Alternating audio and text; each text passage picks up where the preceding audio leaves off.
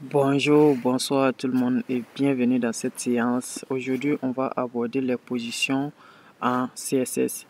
C'est quoi les positions? Les positions, c'est comme un repère CSS qui nous permet de placer nos éléments dans notre page CSS. Donc, sans plus tarder, je vous présente ce que je viens de faire là. J'ai créé deux divs dans mon HTML, div class container et div class contenu. Et dans mon CSS, j'ai juste mis des largeurs, donné des largeurs de 300 pixels à mon contenant et de 100 pixels à mon contenu. Et j'ai mis des backgrounds pour colorer le background de lui en noir et l'autre en rouge. Et ce qui donne ça. Donc, on va commencer par la première position qui est la position par défaut déjà des pages, des éléments d'une page HTML qui est statique. La position statique. C'est quoi le rôle de la position statique? La position statique permet de classer tout simplement les éléments dans une page HTML et comme la structure par défaut d'une page HTML comme on peut le voir. Mais je vous mets quelque chose ici, vous allez voir. La position statique ne possède pas ces attributs. Par exemple, top.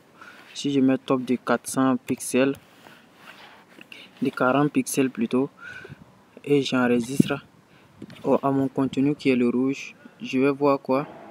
Je vois que ça ne bouge pas. Si je mets right, peu importe les right, top, bottom, je peux mettre ce que je veux ici, hein, ça va pas bouger. Right, vous pouvez bien le voir, ça ne va pas bouger. Et si je mets pas position statique également, si j'enlève position statique, j'enregistre et je mets à jour également, ça ne bouge pas. Pourquoi? C'est parce que par défaut, les éléments d'une page HTML sont en position statique. Donc, ils ne sont pas prévus pour être bougés par des right, des top. Ils peuvent être bougés uniquement par les padding, les margins qu'on peut mettre pour les bouger. Donc, ça c'est la première position qui est la position par défaut des pages HTML. Ensuite, on va voir une deuxième position qui est la position qui nous intéresse, qui est l'une des positions qui nous intéresse ici, qui est la position relative.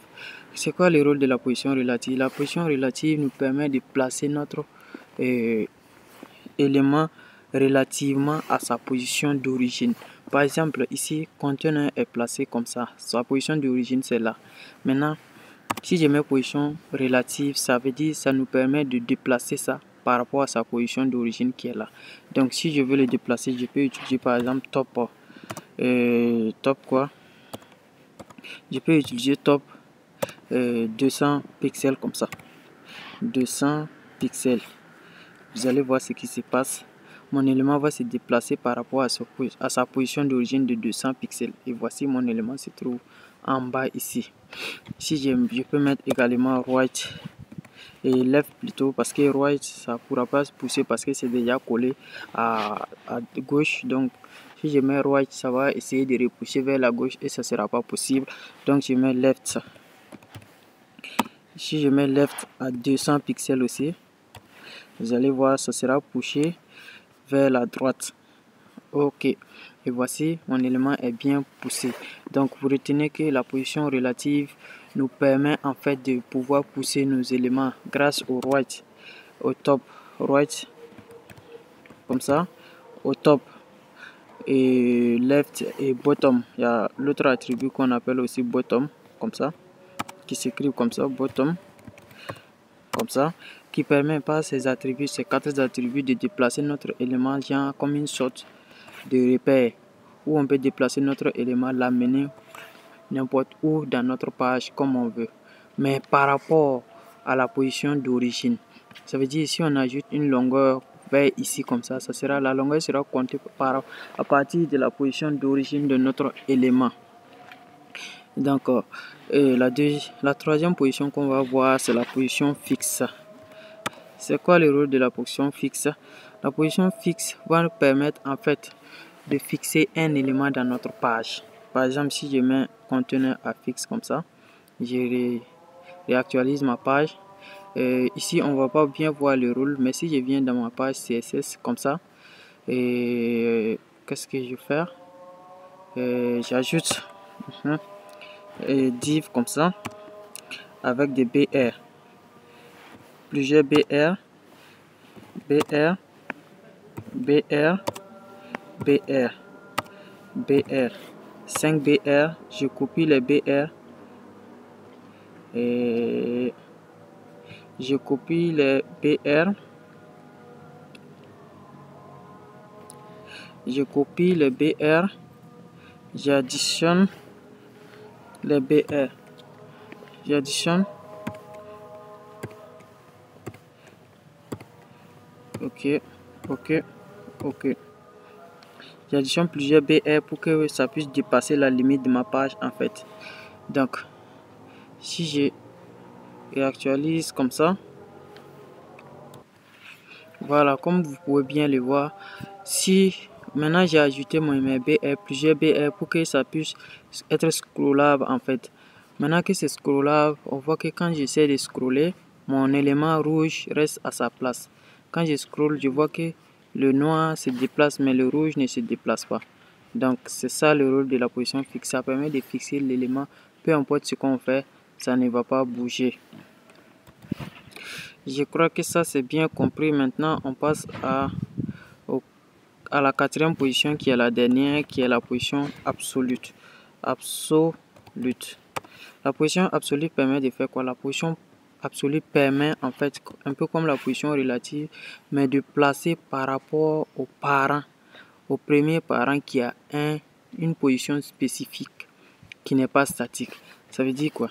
Ça veut dire si je définis lui à une position absolue, je peux le placer par rapport à son parent qui est soit à une position absolue aussi, soit à une position relative, soit à une position fixe. Donc ici par exemple, si je veux placer le rouge uniquement par rapport au noir, par exemple, si je veux placer le rouge par rapport au noir, je dois mettre au niveau du noir ici et position, je mets relative par exemple, position relative. Maintenant si je mets l'autre à position absolue et que je mets par exemple bottom, si je mets bottom à 0 pixel,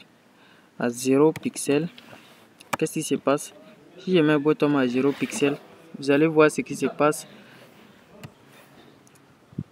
Ok, si maintenant on vient dans notre truc, on réinitialise, on voit bien que c'est bottom à 0. Bottom est à 0, en temps normal ça doit venir tout en bas de la page si ça se plaçait par rapport à sa position initiale. Mais on voit bien que c'est en bas uniquement de cette et du noir. On voit bien que ça se place uniquement en bas du noir. Donc ça n'arrive pas en bas totalement ici. Mais si j'enlève par exemple la position absolue ici, la position relative ici, je ne sais pas ce qui va se passer à l'avance, mais je vois. Parce que par exemple, s'il n'y a pas de parents, ça va se placer par rapport à qui? Ça se place par rapport à la page totale. Vous voyez? Donc, si je remets encore, on va voir que ça se place uniquement par rapport à son parent qui a une position spécifiée. Donc, voici, c'est les les quatre positions plutôt que je voulais voir avec vous. Et merci pour votre attention. Et on se voit encore dans un nouveau tuto. N'oubliez pas de soutenir la page en vous abonnant à la page pour ne pas manquer nos prochains tutos. En likant la vidéo aussi. Ok, comme ça je vous dis à très bientôt pour un nouveau tutoriel.